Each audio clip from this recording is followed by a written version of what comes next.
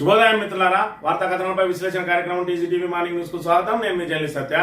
ముందుగా రాష్ట్రంలో జరుగుతున్న రాజకీయ పరిణామాలను కనుక పరిశీలించినట్లయితే, ఒకవైపు కవిత వ్యాఖ్యలకు మరి ఇక్కడ ఏదైతే బీఆర్ఎస్ పై ఆమె చేస్తున్న మరి ఇక్కడ వ్యాఖ్యలు అయితే తన లేఖ ఏదైతే లీక్ అయిందో ఆ లేఖను మరి ఇక్కడ ఎవరు లీక్ చేశారో చెప్పాలంటూ ఆమె రెండోసారి మళ్ళీ ఇక్కడ ఏదైతే పత్రికా విలేకరులతో చిట్ చాట్ లో పేర్కొన్నది. దీన్ని ఎవరికి వారు అనుకూలంగా మార్చుకునేందుకు ఇటు కాంగ్రెస్ అటు బీజేపీ ప్రయత్నాలు చేస్తూ ఉంటే, ఇటు బీజేపీకి తాను పూర్తిగా బద్ధశత్రువునని, అదేవిధంగా కాంగ్రెస్ అనేది మునిగిపోయే నావా, అందులో నేను ఎందుకు ఎక్కుతా అని చెప్పి మరి ఇక్కడ కవిత వ్యాఖ్యానించడం చూస్తున్నట్టయితే, ఆమెకు ఏదైతే మరి ఇక్కడ మనస్తాపం చెందిందో అది వాళ్ళ కుటుంబ వ్యవహారంగా మారబోతా ఉన్నదా. మరి ఇక్కడ పెద్ద ఆయన ఏదైతే తెలంగాణ తొలి ముఖ్యమంత్రి తెలంగాణ బాపు కేసీఆర్ మరి ఇక్కడ ఈ అంశాన్ని మరి ఇక్కడ టీ కప్పులో తుఫాన్ లాగా దాన్ని ఆర్పేస్తారా, లేదంటే చిలికి చిలికి గాలివానగా మారుతుందా అని చెప్పి మరి ఇక్కడ ప్రతిపక్షాలు అయితే మరి గోటికా నక్కలాగా ఎదురు చూస్తున్న పరిస్థితి. ఏదేమైనా కూడా అది కుటుంబ వ్యవహారంగా మారబోతా ఉన్నది. ఖచ్చితంగా కేటీఆర్ వచ్చిన తర్వాత మరి ఆ వివాదం సమసిపోయే అవకాశం ఉన్నదని చెప్పి మరి ఇక్కడ మేధావులు పేర్కొంటున్న పరిస్థితిని కూడా మనం ఇక్కడ ప్రధానంగా గమనించవచ్చు. ఇక రాష్ట్ర ప్రభుత్వం విషయానికి వస్తే, రేవంత్ రెడ్డి ప్రభుత్వానికి సంబంధించిన విషయానికి వస్తే, మరి నిన్నటి రోజున జై హింద్ ర్యాలీ అని చెప్పి మరి ఇక్కడ ఏదైతే ఆపరేషన్ సింధూర్ ద్వారా మరి ఇక్కడ పూర్తిగా విజయవంతమైందో ఆపరేషన్ సింధూర్, మరి ట్రంప్ మాటలకు తలకి యుద్ధాన్ని ఆపేస్తామని చెప్పి మరి ఇక్కడ బీజేపీని దోషిగా నిలబెట్టే ప్రయత్నం చేస్తా ఉన్నది కాంగ్రెస్. మరి ఇక్కడ ఏదైతే ఆ యుద్ధానికి సంబంధించి, శత్రు దేశాలతో జరిగిన యుద్ధానికి సంబంధించి మరి ఇక్కడ భారత ఆర్మీకి సంబంధించిన వ్యవహారాన్ని ఇటు బీజేపీ తనకు అనుకూలంగా రాజకీయంగా లబ్ధి పొందేందుకు ఉపయోగించుకుంటా ఉంటే, మరి కాంగ్రెస్ కూడా అదే యుద్ధాన్ని వైఫల్యంగా చూపించి ఇక్కడ తాను కూడా రాజకీయంగా వాడుకునే ప్రయత్నం చేస్తా ఉన్నది. ఏదేమైనా కూడా మరి ఇక్కడ ఆర్మీకి సంబంధించి కానీ, దేశ రక్షణకు సంబంధించి కానీ, శత్రు దేశాలతో పోరాటానికి సంబంధించి కానీ మరి వీధులకు ఎక్కి దాన్ని రచ్చ చేసి ఇక్కడ ప్రపంచంలో పలచనయ్యే కంటే మరి ఇక్కడ ఇలాంటి సమయంలో అందరూ ఏకం కావాల్సిన అవసరం ఉంటుంది. కానీ ఇక్కడ కాంగ్రెస్ మాత్రం ఖచ్చితంగా మరి ఇక్కడ రాఫెల్ విమానాలను కూల్చేసింది పాకిస్తాన్ అని చెప్పి ఈయన మరి ఇక్కడ దేశ ప్రతిష్టను దిగజార్చే ప్రయత్నం చేస్తా ఉన్నాడు. మరోవైపు చూసుకున్నట్టయితే అసలు రేవంత్ రెడ్డి స్టాండ్ ఎటువైపు అనేది ఎవరికి అర్థం కాకుండా ఉన్నది. రేవంత్ రెడ్డిని చూసుకున్నట్టయితే మరి రాహుల్ గాంధీ అపాయింట్మెంట్ కూడా ఇవ్వడం లేదు. మరి రాహుల్ గాంధీ అపాయింట్మెంట్ లభించాలి, లేకపోతే రాహుల్ కు దగ్గర కావాలంటే మోడీని తిడితేనే రాహుల్ కు దగ్గర అవుతామన్న చందంగా ఇటు మరి ఇక్కడ మోడీ మీద ఏదైతే విమర్శనాస్త్రాలు ఎక్కుపెట్టినట్టుగా మరి ఇక్కడ మేధావులు భావిస్తున్న పరిస్థితిని మనం ఇక్కడ గమనించవచ్చు. ఒకవైపు ఇటు రాహుల్ గాంధీకి దగ్గరయ్యే పరిస్థితిని దానికోసం ప్రయత్నం చేస్తా ఉన్నాడు. ఆల్టర్నేట్ గా మోడీ తోటి కూడా బడే బాయ్ చోటే బాయ్ బంధాన్ని కొనసాగిస్తున్న పరిస్థితిని మనం ఇక్కడ గమనించవచ్చు. దానికి మన చక్కటి ఉదాహరణ మరి తెలంగాణ రైజింగ్ కాస్త తెలంగాణ రైజింగ్ 2047 గా మారింది. దానికి సంబంధించిన అంశాన్ని కూడా చూస్తాం.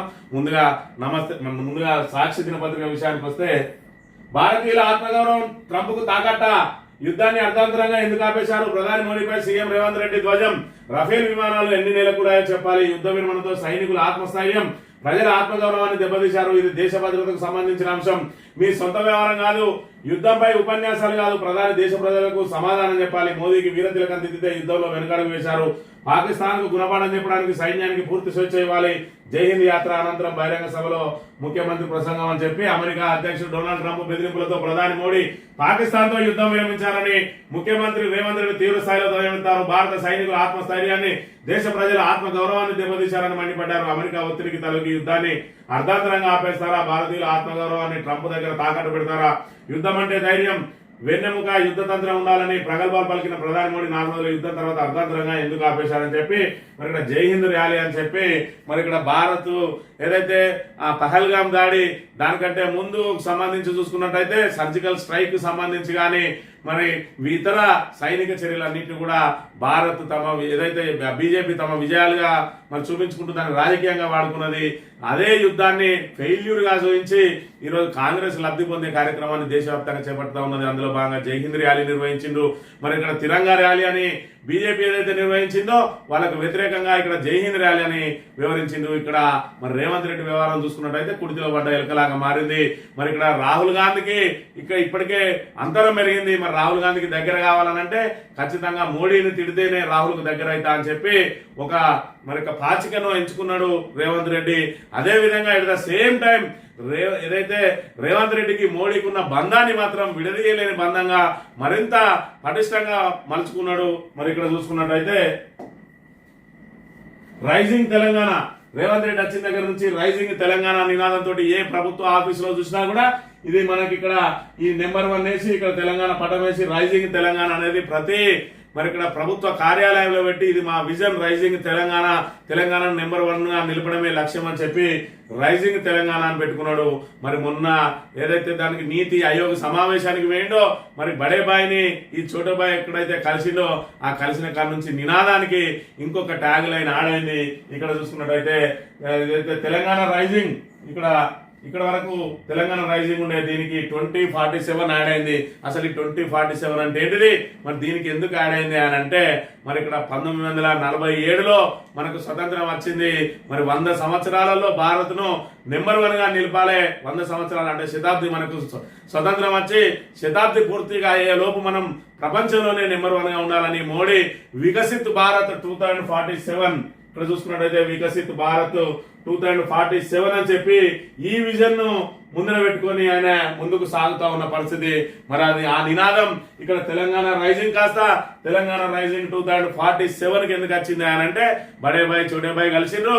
మరి ఇక్కడ ఈ వికసిత్ భారత్ లో ఉన్నది కాస్త రైజింగ్ తెలంగాణ గాడైంది. అంటే మోడీ బాటలో రేవంత్ రెడ్డి నేను నడుస్తున్నా అని చెప్పి మరి ఆయనకు సంకేతాలు ఇస్తాడు. అదే విధంగా మరి ఇక్కడ రాహుల్ తోటి కూడా ఆయన ప్రయాణాన్ని కొనసాగిస్తాడు. మరి వీలైతే కలిసిపోదాం, లేదంటే ఇక్కడ నాకు రెడీ ఉన్నది బెర్తు అన్న చందంగా రేవంత్ రెడ్డి వ్యవహారం నడుస్తా ఉన్నదని చెప్పి పరిశీలకులు భావిస్తున్న పరిస్థితిని కూడా మరి ఇక్కడ తెలంగాణ రైజింగ్ అనేది ఎప్పుడైతే నినాదం పెట్టుకున్నాడో ఆ రోజే ఈ 2047 ఎందుకు పెట్టుకోలేదు అని అంటే మరి ఇక్కడ 2047 అనేది ఇక్కడ మోడీకి సంబంధించిన అంశం. ఆయన ఓన్ చేసుకున్నాడు 2047 వికసిత్ భారత్ అని. ఇవాళ వికసిత్ భారత్ తెలంగాణ రైజింగ్ లో యాడ్ అయ్యి మరి ఇక్కడ వికసిత్ భారత్ రైజింగ్ తెలంగాణ 2047 గా మారింది. అంటే బడేబాయిల చోటేబాయిల బంధం పూర్తి స్థాయిలో బలపడ్డది. అయినప్పటికీ కూడా మరి ఇక్కడ రాహుల్ గాంధీ తోటి తనంత తానుగా బయటికి వెళ్ళొద్దు, రాహుల్ గాంధీ మెడలు పట్టి గెంటితేనే వెళ్ళాలి. దాంతో పాటు నేను రాహుల్ గాంధీకి విధేయునిగా ఎన్నో రకాల ప్రయత్నాలు చేసిన మోడీని మరి పెద్ద ఎత్తున విమర్శించిన అయినా కూడా రాహుల్ గాంధీ తప్పు చేసిందని చెప్పి రాహుల్ గాంధీని తెలంగాణ కాంగ్రెస్ లో మరొక దోషిగా నిలబెట్టే ప్రయత్నం కూడా జరుగుతూ ఉన్నది. అందుకే మరి బడేబాయి మీద కూడా మరి మనసు చంపుకొని ఈ విధంగా వ్యాఖ్యలు చేస్తున్న పరిస్థితిని కూడా మనం ఇక్కడ ప్రధానంగా చూడాలి. కాంగ్రెస్ మునిగేనావా నేనెందుకు చేరుతా, ఆ పార్టీతో సంప్రదింపులనే ప్రచారం శుద్ధాబద్ధం. నా తండ్రి నుంచి నన్ను విడదీసే కుట్రలు, పార్టీకి కుటుంబానికి దూరం చేసేందుకు ప్రయత్నాలు, బీఆర్ఎస్ ఎమ్మెల్సీ కల్వకుంట్ల కవిత ఘాటు వ్యాఖ్యలు అని చెప్పి మరి ఇక్కడ ఏదైతే కుటుంబ వ్యవహారం, ఇవాళ కుటుంబ వ్యవహారం కాస్త పార్టీకి మరి ఇక్కడ చేసే వ్యాఖ్యలను ఎవరికి వారు లబ్ధి పొందే కార్యక్రమంలో భాగంగా ఇటు కాంగ్రెస్ ఇటు బీజేపీ మరి ఇక్కడ చూసుకున్నట్టయితే ఏదైతే 8 నెలల కాలంలోనే కాంగ్రెస్ మీద తిరుగుబాటు మొదలైంది. 15 నెలల కాలం వచ్చేటప్పటికి కాంగ్రెస్ పూర్తిగా తుడుచుకుపట్టుకుపోయే మరి ఇక్కడ పరిస్థితి ఏర్పడ్డది. ఇలా ఇప్పటికిప్పుడు ఎన్నికలు నిర్వహిస్తే కాంగ్రెస్ కు మరి ఇక్కడ ఏదైతే డబుల్ డిజిట్ కూడా వచ్చే అవకాశం లేదు. స్థానిక సంస్థల ఎన్నికలు కూడా అందుకే నిర్వహిస్తలేడు, వెనకడుగు వేస్తా ఉన్నాడు. మరి ఇక్కడ ఆయన చేపట్టిన ఏదైతే ఇచ్చిన 6 గ్యారంటీల అమలు కానీ అదేవిధంగా 420 హామీలు కానీ మరి ఇప్పటి వరకు ఏది కూడా పరిష్కారానికి నోచుకోలేదు. ఇందిరమ్మ ఇల్లు అని చెప్పి మరి పెద్ద ఎత్తున ప్రచారం చేసిండు. ఇప్పటి వరకు పట్టుమని 10,000 ఇళ్లు కూడా పూర్తి చేయని మరి ఇక్కడ పరిస్థితి ఉన్నది. ఈ నేపథ్యంలో మరి ఇక్కడ ఏదైతే బీఆర్ఎస్ దూసుకుపోతున్న వేళ మరి ఇక్కడ కవితకు సంబంధించి వాళ్ళ అంతర్గత వ్యవహారాన్ని ఇవాళ మరి అదనుగా తీసుకొని తాము బలపడాలని ఇటు కాంగ్రెస్ బీజేపీలు గోటికాడి నక్కలాగా చూస్తా ఉన్నాయి.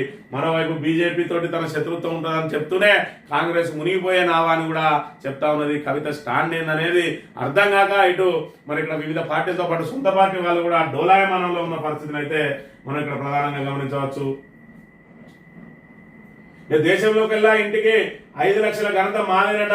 అనర్హులకు ఇల్లు మంజూరైతే గెజిటెడ్ అధికారులపై చర్యలు. ఖమ్మం జిల్లాలో ఇందిరమ్మ ఇళ్ల పథకంపై సమీక్షలో డిప్యూటీ సీఎం బట్టి పాల్గొన్న మంత్రులు కోమటిరెడ్డి వెంకటరెడ్డి, పొంగులేటి, తుమ్మల అని చెప్పి మరి ఇక్కడ చూసుకున్నట్టయితే ఇందిరమ్మ ఇళ్లకు మరి ఇక్కడ 5 లక్షల రూపాయలు ఇవ్వడం అనేది దేశంలోనే ఎక్కడ ఇస్తలేరు, మేమే ఇస్తామంటారు. అది వాళ్ళకు పేదలకు ముట్టి వాళ్ళు ఇల్లు కట్టుకున్న రోజు కదా మీరు ఎన్ని లక్షల ఇల్లు ఇస్తా అన్నారు, మరి ఇప్పుడు మీ లక్ష్యం ఎంత దూరం పోయింది అని అంటే కనీసం 1% కూడా అచీవ్ కాని పరిస్థితి ఇవాళ మనం ఇక్కడ చూస్తా ఉన్నాం. మరి ఇక్కడ చూసుకున్నట్టయితే 4.5 లక్షల ఇళ్ళు అన్నారు. మరి ప్రతి ఏటా 4.5 లక్షల ఇళ్లతోటి మరి 2 సంవత్సరాలు అవుతుంది. 9 లక్షల ఇళ్లకు పట్టుమని 9,000 కూడా ఇప్పటి వరకు పూర్తి కాలేదు అని అంటే మీ లక్ష్యం, మీ ఇందిరమ్మ ఇళ్ళ లక్ష్యం ఏ మేర ముందుకు సాగుతా ఉన్నదో మనం ఇక్కడ గమనించాలి. ఇక డొనాల్డ్ ట్రంప్ టారిఫ్లకు బ్రేక్, అదనపు టారిఫ్లకు నిలిపివేస్తూ అమెరికా ఫెడరల్ కోర్టు సంచలన తీర్పు. అద్దు మీరి అధికారాలను వాడాలని ట్రంప్ ను తిట్టిపోసిన కోర్టు. ట్రంప్ వాణిజ్య యుద్ధంలో మలుపు, చైనా, మెక్సికో, కెనడా, భారత్లకు భారీ ఊరట దక్కే అవకాశం. హైకోర్టులో తీర్పును సవాల్ చేసిన ట్రంప్ సర్కార్ అని చెప్పి మరి ట్రంప్ ఏదైతే అస్తవ్యస్త నిర్ణయాలు తీసుకుంటా ఉన్నాడో, టారిఫ్ల యుద్ధం చేస్తా ఉన్నాడో దానికి సంబంధించి మన అమెరికా ఫెడరల్ వాణిజ్య కోర్టే మరి ఇక్కడ ఆ టారిఫ్లకు బ్రేక్ వేసింది. నీ అస్తవ్యస్త నిర్ణయాలు, నీ అధికార దుర్వినియోగాన్ని ఆపేయాలి, ఈ సుంకాల యుద్ధాన్ని బంద్ చేయని చెప్పి మరి ఇక్కడ తీవ్ర వ్యాఖ్యలు చేసిందట. దానికి తోడు మరి ఈయన ఏం వాదన వినిపించిందంటే ఆ టారిఫ్ల ద్వారానే నేను పాకిస్తాన్ యుద్ధాన్ని ఆపినా అని చెప్పి కూడా మరి ఇక్కడ ఆయన చెప్పుకుంటున్న పరిస్థితిని మనం ఇక్కడ గమనించాలి. ట్రంప్ మరి ఆటలో అరటి పండుగ మారిండా లేదంటే మరి కూరలో కరివేపాకుగా మారిండా కానీ మరి ఇక్కడ ఏదైతే కేఏ పాలను మించి జోకులు చేస్తా ఉన్నాడు ట్రంప్ అనే విషయాన్ని అయితే మనం ఇక్కడ ప్రధానంగా చూడవచ్చు. గద్దర్ ఫిల్మ్ అవార్డును ప్రకటించిన జ్యూరీ, ఉత్తమ నటుడు అల్లు అర్జున్. పుష్ప 2 సినిమాలో నటనకు గాను అల్లు అర్జున్ ఉత్తమ నటుడిగా గద్దర్ అవార్డుకి ఎంపికైన. ఉత్తమ నటి అవార్డును నివేదా థామస్ గెలుచుకున్నారు. ప్రజా వాగ్గేయకారుడు, ఉద్యమకారుడు గద్దర్ పేరుపై ఏర్పాటు చేసిన సినిమా అవార్డులను తొలిసారి రాష్ట్ర ప్రభుత్వం ప్రకటించింది. Telangana film development corporation chairman Dil Raju తో కలిసి గద్దర్ అవార్డుల జ్యూరీ పర్సన్ నటి జయసుధ గురువారం అవార్డుల వివరాలను ప్రకటించారు. మొదటి ఉత్తమ చిత్రంగా కల్కి, రెండో ఉత్తమ చిత్రంగా పొట్టేల్, మూడో ఉత్తమ చిత్రంగా లక్కీ భాస్కర్లు ఎంపికైనాయట. ఇక్కడ చూసుకున్నట్టయితే మరి అల్లు అర్జున్ ఉదంతం అంతా కూడా మనకు తెలుసు. ఏదైతే ముఖ్యమంత్రి పేరు మర్చిపోయిందని చెప్పి ఆయనను జైలుకు పంపిన చరిత్ర కాంగ్రెస్ ది. మరి అక్కడ జైలుకు పంపిన దాన్ని మరి సమర్థించుకోవడానికి అనేక వ్యాఖ్యలు కూడా చేసిండ్రు వీళ్ళు. మరి ఇక్కడ సీతక్క మొన్నటికి మొన్న ఒక మాట మాట్లాడింది. స్మగ్లర్ హీరోయిన్ అవుతాడు.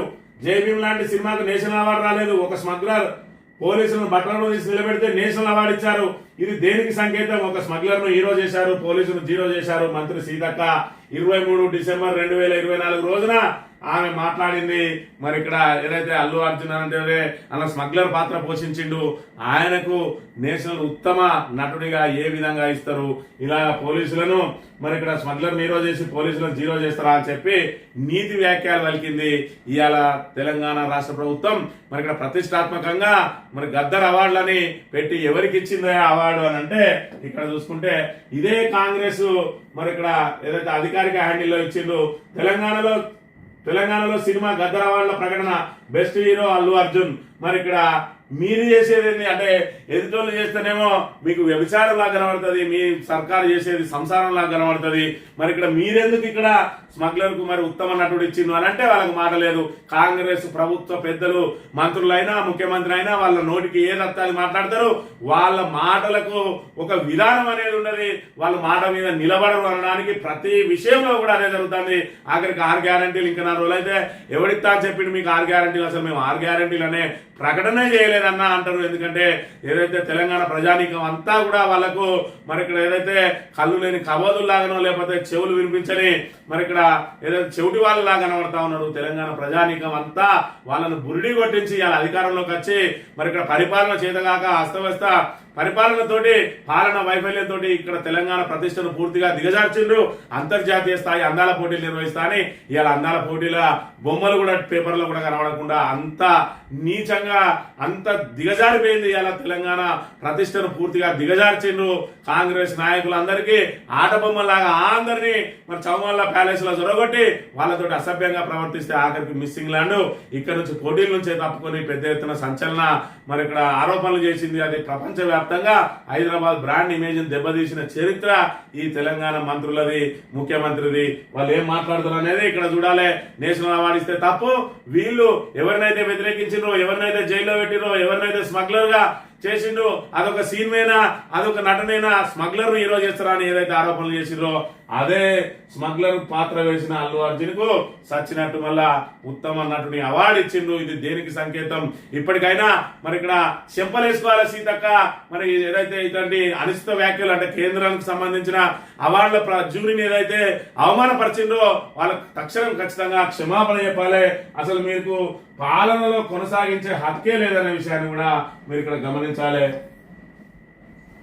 ఇవాళ కృష్ణా బేసిన్లో నదీ పరివాహక ప్రాంతంలో కురిసిన భారీ వర్షాలతో 18 ఏళ్ల తర్వాత తొలిసారిగా మే నెలలో జూరాల ప్రాజెక్టు పరవలు దొక్కింది. భారీగా వరద నీరు చేరడంతో గురువారం ప్రాజెక్టు 12 గేట్లు ఎత్తి నీటిని దిగువన శ్రీశైలం ప్రాజెక్టులోకి విడుదల చేసిందట. మరి ఇక్కడ చూసుకున్నట్టయితే జూరాలకు సంబంధించి మరి ఇప్పటి వరకు 18 ఏళ్ల నుంచి మే నెలలో ఏ రోజు కూడా గేట్లు ఎత్తలేదు.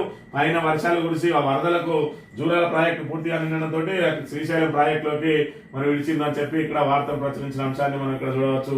క్రమశిక్షణ కమిటీ చైర్మన్ గా మల్లు రవి, ప్రత్యేక ఆహ్వానితులుగా రాష్ట్ర మంత్రులు. కొత్త వర్కింగ్ ప్రెసిడెంట్ ప్రకటించకుండానే బాధ్యతలు. మొత్తం 70 మందితో పిసిసి కమిటీలు ప్రకటించిన ఏఐసిసి అట. మరి ఇక్కడ చూసుకున్నట్టయితే 15 మందితో సలహా కమిటీ అట, 7 తోటి డీలిమిటేషన్ కమిటీ, 16 మందితో సంవిధాన్ బచావో ప్రోగ్రామ్ కమిటీ, 6 క్రమశిక్షణ చర్యల కమిటీ నియమించినట. ఎక్స్ అఫీషియల్ సభ్యులుగా తెలంగాణ చెందిన ఏఐసిసి కార్యదర్శులు, పిసిసి వర్కింగ్ ప్రెసిడెంట్లు, అన్ని ఫ్రంటల్ ఆర్గనైజేషన్లకు బాధ్యులకు ఎక్స్ అఫీషియల్ సభ్యులుగా ఇచ్చినట. మొత్తానికి అయితే క్రమశిక్షణ కమిటీని వేసి మరి ఇక్కడ మల్లు రవి, బట్టి విక్రమార్క సోదరునికి మరి ఇక్కడ అప్పచెప్పిన పరిస్థితిని మనం ఇక్కడ ప్రధానంగా గమనించాలి. ఫీజులకు మోక్షం ఎప్పుడు? రాష్ట్రంలో పేరుకపోయిన ఫీజు రియంబర్స్మెంట్ బకాయిలు 2 నెలల్లో సుమారు 4,900 కోట్లు పెండింగ్. ఫీజులు చెల్లిస్తేనే సర్టిఫికెట్లు జారీ చేస్తున్న కాలేజీ యాజమాన్యాలు గత్యంతరం లేక మరి ఇక్కడ అప్పులు చేసి ఫీజులు కడుతున్న తల్లిదండ్రులు అని చెప్పి ఫీజు రియంబర్స్మెంట్ పథకం అనేది వైఎస్ రాజశేఖర రెడ్డి తీసుకొచ్చిన బృహత్తరమైన పథకం. దాన్ని మరి ఇక్కడ కేసీఆర్ యథాతథంగా కాంగ్రెస్ ప్రభుత్వం అనంతరం తెలంగాణ ఏర్పాటు తర్వాత ఇటు రాజీవ్ ఆరోగ్యశ్రీ అయితే ఫీజు రియంబర్స్మెంట్ పథకం అయితే నేను కాంగ్రెస్ ఆనవాళ్ళను చేర్పిస్తాను ఏ రోజు చెప్పలేదు. మంచి పథకాలు ఏమున్నా కూడా పేరు కూడా మార్చకుండా కొనసాగిస్తా అని చెప్పి రాజీవ్ ఆరోగ్యశ్రీని అదే రాజీవ్ ఆరోగ్యశ్రీగా కొనసాగిస్తే మరి ఇక్కడ ఎలాంటి ఉద్యమం చేయకుండా తెలంగాణ ఏర్పాటును వ్యతిరేకించిన సమైక్యవాది రేవంత్ రెడ్డి ఇవాళ తెలంగాణ గడ్డనెక్కి కేసీఆర్ ఆనవాళ్ళు లేకుండా చేస్తా అంటా ఉన్నాడు. కేసీఆర్ ఏం పాకిస్తాన్ నుంచి వచ్చిండా, పక్క రాష్ట్రం నుంచి వచ్చిండా, ఏ విధంగా ఆనవాళ్ళు చేస్తా అని చేర్పిస్తా అన్నాడో ఇవాళ మాట్లాడే ధైర్యం లేదు రేవంత్ రెడ్డికి. ఎందుకంటే పూర్తిగా మరి ఇక్కడ పరిపాలనను పూర్తిగా సర్వనాశనం చేసిండు. ఇక నీ టీఎస్ను డీజీగా మార్చడం, మరి ఇక్కడ తెలంగాణ తల్లి విగ్రహాలను మార్చడం, అదే విధంగా నువ్వు ఏదైతే రాజచిహ్నాలను మార్చడం మానుకొని నువ్వు ఇచ్చిన గ్యారంటీలను అమలు చేయాలని చెప్పి వాడలా మరి ఇక్కడ తెలంగాణ ప్రజానీకం అంతా కూడా నిలదీస్తున్న పరిస్థితిని చూడవచ్చు. ఆంధ్రజ్యోతి విషయానికి వస్తే బీఆర్ఎస్ ను బీజేపీలో కలిపే ప్లాన్, నేను జైల్లో ఉన్నప్పుడే ప్రతిపాదన అడ్డుకుంటాననే కేసీఆర్ కు దూరం చేసే కుట్ర అని మరి ఇక్కడ ఈమె వేదాంతి వీడో సిద్ధాంతి అన్నట్టుగా మరి ఆమె చెప్పిందట, ఈడు రాసిందట. మరి ఇక్కడ చూసుకున్నట్లయితే కోతి కొబ్బరి సిప్ప దొరికినట్టు అయింది ఆంధ్రజ్యోతికి. ఈ 3-4 రోజుల నుంచి రోజు కవితనే అది పెట్టుకొని చేస్తాడు. ఇక కాంగ్రెస్ ను లేపడానికి, బీఆర్ఎస్ ను మరి ఇక్కడ దెబ్బతీయడానికి కవిత అనే మరి ఏదైతే అంతర్గతంగా వాళ్ళకున్న కుటుంబ కలహాలకు సంబంధించి మరి ఇక్కడ పార్టీని సర్వనాశనం చేయడానికి నా వంతు పాత్ర చేస్తా అని చెప్పి మరి ఏదైతే తెలంగాణ మీద విషంగా వచ్చిన విషపుత్రిక ఆంధ్రజ్యోతి ఈ రోజు మళ్ళీ బీఆర్ఎస్ మీద 17 నెలల నుంచి మరి ఇక్కడ అధికార పార్టీ వైఫల్యాలను ప్రశ్నించాల్సింది పోయి బీఆర్ఎస్ ను ఏ విధంగా దెబ్బతీయాలని ప్రయత్నం చేస్తా ఉన్నారు అందరూ చూస్తా ఉన్నారు. ఖచ్చితంగా మళ్ళీ బీఆర్ఎస్ అధికారంలోకి వచ్చిన తర్వాత నీ పత్రిక మొత్తానికే తెలంగాణలో లేకుండానే తరమేసే పరిస్థితి వస్తుందనే విషయాన్ని కూడా గుర్తు పెట్టుకో రాధాకృష్ణ అని మరి ఇక్కడ బీఆర్ఎస్ హెచ్చరిస్తున్న పరిస్థితిని కూడా మనం ఇక్కడ గమనించాలి. సంతకాలు అవుతాయి, ఆయుధాలు రావు. ఇప్పటి వరకు ఒక ప్రాజెక్టు కూడా సకాలంలో పూర్తి కాలేదు. 2024 మార్చిలో అందాల్సిన తేజస్ విమానాలు ఒకటి రాలేదు. దేనికైనా కట్టుబడితే గడువులోకి అందించాలి. సిఐఐ వార్షిక సదస్సులో వాయుసేన చీఫ్ అమర్ప్రీత్ సింగ్, రక్షణ మంత్రి రాజ్నాథ్ సింగ్ సమక్షంలోనే వ్యాఖ్యలు అని చెప్పి మరి ఇక్కడ ఏదైతే రక్షణ శాఖకు సంబంధించి మరి ఇక్కడ ఆయుధాలు కానీ దానికి సంబంధించిన విమానాలు కానీ సకాలంలో రావడం లేదు. మీరు ఏదైతే ప్రాజెక్టు ఒప్పందాలు చేసుకుంటారో అవి మరి ఇక్కడ చూసుకున్నట్టయితే తేజస్ విమానాలు 2024 మార్చిలో రావాలి, 2025 మే దాటిపోతా ఉన్నా కూడా ఇప్పటికి కూడా రాలేదని చెప్పి మరి రాజ్నాథ్ సింగ్ సమక్షంలోనే మరి ఇక్కడ వాయుసేనాధిపతి సంచలన వ్యాఖ్యలు చేసిండు. మరి ఇప్పటికైనా భారత్ ఏదైతే రక్షణ వ్యవస్థకు సంబంధించిన మరి ఇక్కడ నిధులు ఏదైతే కేటాయిస్తా ఉన్నదో ఆ నిధులు సకాలంలో విడుదల చేసి మరి ఒప్పందాలు చేసుకున్నటువంటి ఆయుధ సంపత్తిని కూడా సకాలంలో తీసుకోవాల్సిన పరిస్థితి ఉన్నది. అందుకే వాళ్ళు బహిరంగంగా కూడా మాట్లాడాల్సిన పరిస్థితి వచ్చిందనే విషయాన్ని మనం ఇక్కడ గమనించాలి. ఇక పిఓగా తిరిగి వస్తుంది. ఆ రోజు ఎంతో దూరం లేదు, అక్కడి ప్రజలకు భారత్తో అనుబంధం ఉన్నది, పాక్తో ఎప్పుడు చర్చలు జరిపిన ఉగ్రవాదం పీఓకేనే కీలకం. రక్షణ మంత్రి రాజ్నాథ్ సింగ్ పీఓకేనే మరి ఏ విధంగా స్వాధీనం చేసుకోవాలనే దాని మీద ఖచ్చితంగా బీజేపీ ఉవ్విల్లురుతా ఉన్నది.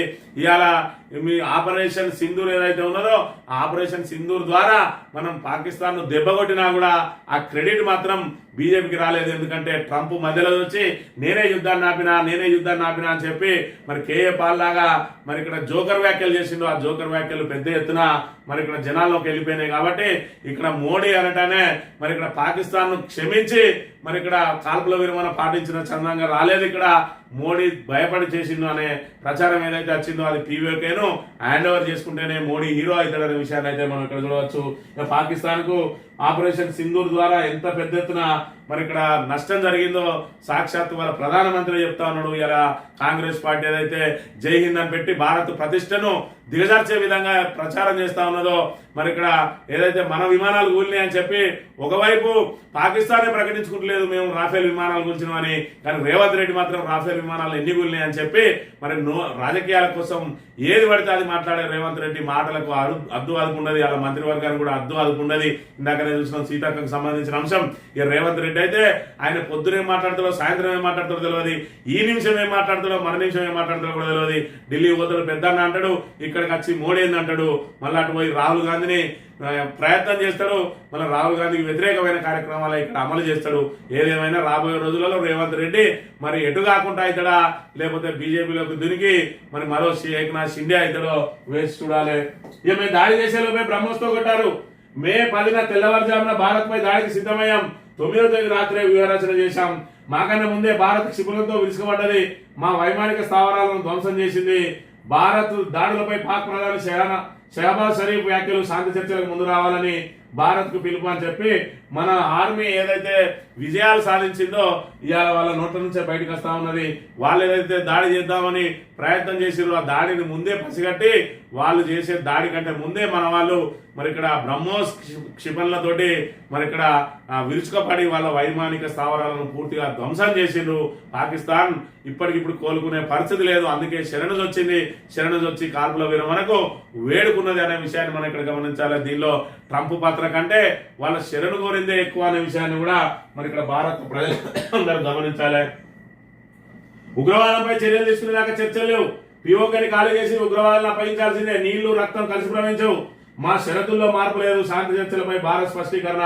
మరి ఏదైతే శాంతి చర్చలకు రావాలని మరి పాకిస్తాన్ ప్రధాని పిలిచిండో ఉగ్రవాదంపై చర్యలు తీసుకోవాలి, ఉగ్రవాద శిబిరాలను ఖాళీ చేయాలి, పీఓకేను మాకు అప్పచెప్పాలి, ఇదే మా ప్రధాన డిమాండ్. అప్పటిదాకా మీతో చర్చలు లేవు అని చెప్పి భారత్ తేల్చి చెప్పిన అంశాన్ని కూడా మనం గమనించవచ్చు. ఇక ముగిసిన Trump Musk బన్నమాట.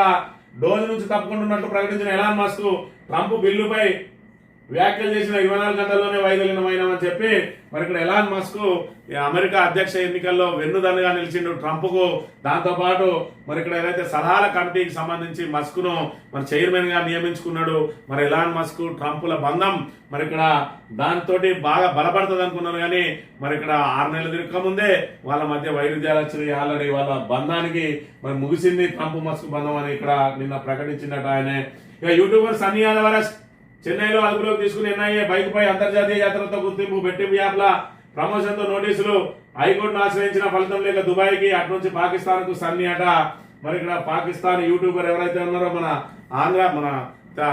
Telugu YouTuber Sunny Yadav ఇటీవలనే పాకిస్తాన్ వచ్చినట. దాని మీద ఎన్ఐఏ మరి ఇక్కడ యూట్యూబర్ల ద్వారానే పెద్ద ఎత్తున గూఢాచర్య నడుస్తూ ఉన్నది. జ్యోతి మల్హోత్రా అనే యూట్యూబర్ మరి ఇక్కడ పాకిస్తాన్ కు మన రహస్యాలన్నింటినీ మన దగ్గర వీడియోలు తీసి ప్రతి అంశాన్ని కూడా పాకిస్తాన్ కు చేరవేసింది. పాకిస్తాన్ మరి అక్కడ వాళ్ళ దౌత్య అధికారులతో కూడా సన్నిహిత సంబంధాలు నెలకొన్న నేపథ్యంలో ఆమెను అరెస్ట్ చేసి ఇప్పటికే విచారణ కొనసాగుతా ఉన్నది. తాజాగా ఈయన కూడా మరి పాకిస్తాన్ వేణి కాబట్టి పాకిస్తాన్ లో ఎవరెవరితోటి ఈయనకు సంబంధాలు ఉన్నాయని మరి యూట్యూబర్లు కోట్లు గడిస్తా ఉన్నారు అని అంటే మరి వీళ్ళు యూట్యూబ్ నుంచి వచ్చే ఆదాయం ద్వారా చేస్తా ఉన్నారా, లేదంటే పాకిస్తాన్ కు గూఢాచార్యం చేసి మరి తీవ్రవాదులుగా మార్చి వీళ్ళు ఇది చేస్తా ఉన్నారా అని మరి ఇటీవల చూసుకున్నట్టయితే నా అన్వేష్ ఏదైతే ఉన్నాడో ఆ అన్వేష్ పెద్ద ఎత్తున ఆరోపణలు చేస్తా ఉన్నాడు యూట్యూబర్ల మీద. అదేవిధంగా మరి ఇక్కడ ఏదైతే బిగ్ బాస్ కంటెస్టెంట్ల మీద కూడా పెద్ద రెస్టారెంట్లు పెట్టుకున్న వాళ్ళ మీద కూడా వాళ్ళకు ఉగ్రవాదుల నుంచి మరి ఇక్కడ సహకారం లభిస్తా ఉన్నదని చెప్పి మరి ఆయన పెద్ద ఎత్తున ఆరోపణలు చేసిన విషయాన్ని కూడా మనం ఇక్కడ ప్రధానంగా గమనించాలి. ఇక 3 రోజుల్లో భారత్ రావాలి, టాపిక్ కేసు దర్యాప్తును సహకరించాలి, కోర్టులో అఫిడవిట్ దాఖలు చేయాలి. ప్రభాకర్ రావుకు సుప్రీంకోర్టు ఆదేశాలు, బలవంతం చర్యలు వద్దని సర్కారుకు సూచన, ఆగస్టు 5న తదుపరి విచారణ అని చెప్పి ప్రభాకర్ రావును ఆయనకు ఏదైతే పాస్పోర్ట్ రద్దు చేసిందో దాన్ని పునరుద్ధరించింది. అదేవిధంగా ఆగస్టు 5 వరకు ఆయనను అరెస్ట్ చేయొద్దని చెప్పి మరి ఆయనను కూడా విచారణకు సహకరించాలి, మీరు కోర్టులో అఫిడవిట్ దాఖలు చేయరని చెప్పి 3 రోజులలో దాఖలు చేయాలని చెప్పి ఫోన్ ట్యాపింగ్ సంబంధించి మరి ఐజీ ప్రభాకర్ రావు ఎవరైతే ఉన్నారో మరి ఆయన రిటైర్డ్ ఐజీ, ఆయనకు సుప్రీంకోర్టులో ఊరట లభించిందని చెప్పవచ్చు. ఈనాడు దినపత్రిక విషయానికి వస్తే యుద్ధ సన్నద్ధతకు అఖిలపక్షం, కాల్పుల విరమణకు ఏకపక్షమా, దేశ ప్రజల ఆవేశంపై నీళ్లు చల్లారు 140 కోట్ల మంది ఆత్మగౌరవాన్ని ట్రంప్ కు తాకట్టు పెట్టిన మోడీ ప్రధాని అని చెప్పి మరి ఇక్కడ మోడీ మీద నువ్వు యుద్ధం చేస్తావా లేదంటే మోడీ తోటి మరి ఇక్కడ నువ్వు ఫ్రెండ్షిప్ చేస్తావా? ఫస్ట్ రేవంత్ రెడ్డి ఏదో ఒకటి తెలుసుకోవాలి. ఈయన పూటకో మాటతోటి తెలంగాణ ప్రజలు కూడా తికమక పడుతున్న పరిస్థితిని మనం ఇక్కడ గమనించాలి. అప్పుడే పెద్దన్న అంటాడు, అప్పుడే శత్రువు అంటాడు, అప్పుడే మాది గుజరాత్ మోడల్ చేసుకుందాం అంటాడు, ఇప్పుడే మళ్ళా మాది గుజరాత్ మోడల్ కంటే పెద్ద ఎత్తున మేమే ముందటున్నాం అంటాడు. ఏది మాట్లాడతాడో ఇక్కడ అర్థం కాని పరిస్థితి ఉన్నది. రేవంత్ రెడ్డి ఫస్ట్ ఆయన డిసైడ్ చేసుకుని ముందుకు సాగాల్సిన అవసరం ఉన్నది. సంతకాలే సరఫరా ఉన్నాయట. నైరుతి మహిమ ముందే కదిలిన కృష్ణమ్మ మే నెలలో తెలుసుకున్న జూరాల గేట్లు అని చెప్పి మరి ఇక్కడ ఋతుపవనాలు ఏదైతే ముందస్తుగా వచ్చినాయో ఆ ముందస్తుగా రావడంతో ఇవాళ జూరాల ప్రాజెక్టు గేట్లు తెరవాల్సి వచ్చింది. అంటే మే నెలలో వాడకం ఇప్పుడు లేదు కాబట్టి మరి ఇక్కడ మే నెలలో ఇప్పటి వరకు 18 ఏళ్ల తర్వాత మొదటిసారి జూరాల గేట్లు తెచ్చుకున్నాయట మే నెలలో.